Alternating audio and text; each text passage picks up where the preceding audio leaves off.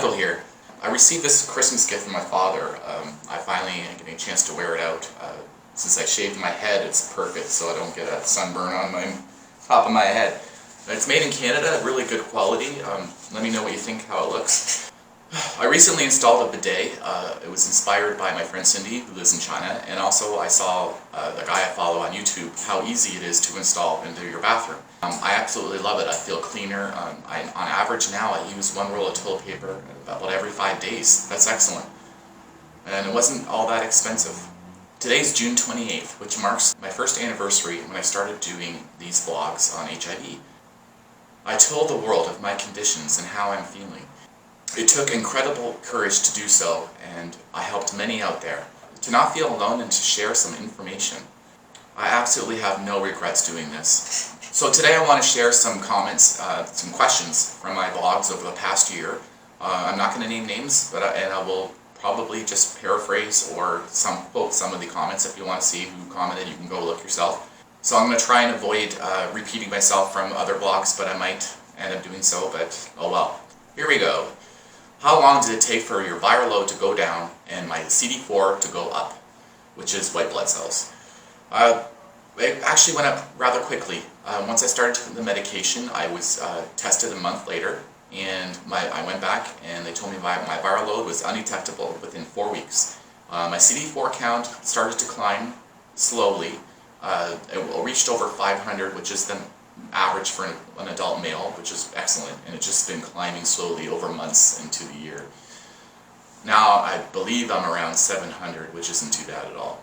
Next question, how quickly can a blood test detect the virus? I've gotten this question quite a bit. I'm gonna say it again though, because it's important. For me, I started to develop acute HIV symptoms within a week, and then at the end of the second week, I've gotten blood work done, an HIV test included. And then a week after that, so 3 weeks, about 21 days after exposure, I was tested positive for HIV. I was doing some research and I've seen that they can detect it in the blood as soon as 10 days. I do recommend the blood test. I think that is the most accurate, not the speed test, rapid test. Seriously, if you want to be comfortable in your result, do a blood work test. Okay, next question. I hear some weight gain has happened to people when taking Biktarvy. One guy he knows gained like 100 pounds. Thankfully, I've not gained any weight. I do have an active lifestyle. I work, have a physical job. I try to eat healthy, and I drink plenty of water. That should be your best friend, and I'll show you this water bottle here I take to work every day, and it's about 24 ounces, and I fill it on average about every hour. So I work 8 hours a day. That's quite a bit of water, I think. Your worst enemy, I would say, is soda pop. So much sugar in there. Try and avoid excessive sugar. Oop. Next one. How old were you when you were diagnosed? Does your state pay for medical treatment? I was 41 and diagnosed in 2017. I'm 44 now, and my 3rd year anniversary will be August 2nd.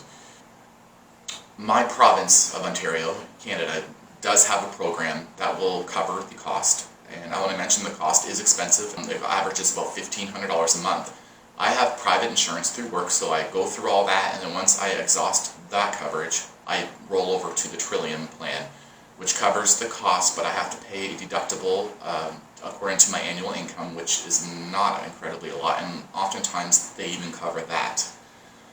So you'll have to check the state you live in and see what what programs they might have available.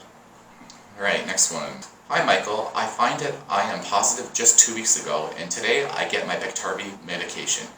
My biggest question is what time is the best time to take the pills, in the morning or before I go to sleep? I'm so confused about it. I just don't want any side effects before I go to work or after I have the problem to go to sleep. If you can give me any advice, I will be so happy. Now that's a tough one. Every individual is different, but when I started on Genvoya, I had to take it with food. So I have a routine every morning. When I get up, I make breakfast, so that's a perfect time for me to take my medication. And yes, I felt side effects after the fact for a couple of hours, and then it would subside later in the day, and I'd have no problem sleeping. It's depending what kind of medication you're taking, the newest one I know of is Victarvi, which I'm taking now with way less side effects. And I just continued my routine. After my breakfast, I take it. And I do, yes, I feel some sensations in my body, but it's manageable and it's not quite as severe as the Genvoya was for me. So I guess you have to try whatever your routine, your daily routine, and you do the same thing every day. At that point, you won't forget to take your medication. I use one of those Monday through Friday pack things, so I remember, I know if I took it or not.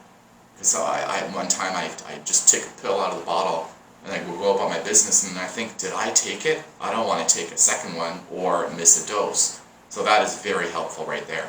I've heard of people having problems sleeping after taking it, so you just got to trial and error it. I'd suggest with the newest medication, just take it in the morning after you eat breakfast, if that's what you have every morning, if you eat every morning. Another question I had from a viewer about the rashes. Do they itch? No, they did not itch, and they're about round and raised little bumps on my upper torso and upper arms. Also, another question I had was, I don't have this written down, just going by memory, is the 6 main side effects that I had of the acute HIV infection.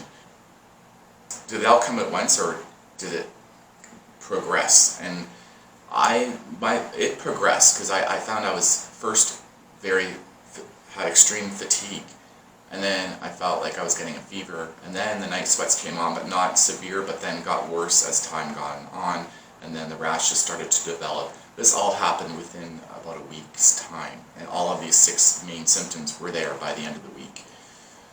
But again, everyone has different experiences if they get HIV. Some do not get any symptoms whatsoever. So again, I stress getting tested regularly if you're sexually active. And that's about it I have for questions and answers for now. So June 28th marks the 51st anniversary of the Stonewall Riots in New York City. The goals were to fight for gay rights and liberation. The riots went on for 6 days. I may cover this in full detail in a future video, so I'm just doing this quick video, and I appreciate you all watching. But for now, take care everyone. Michael K. here. Please remember to like and subscribe to support my channel. Take care everyone.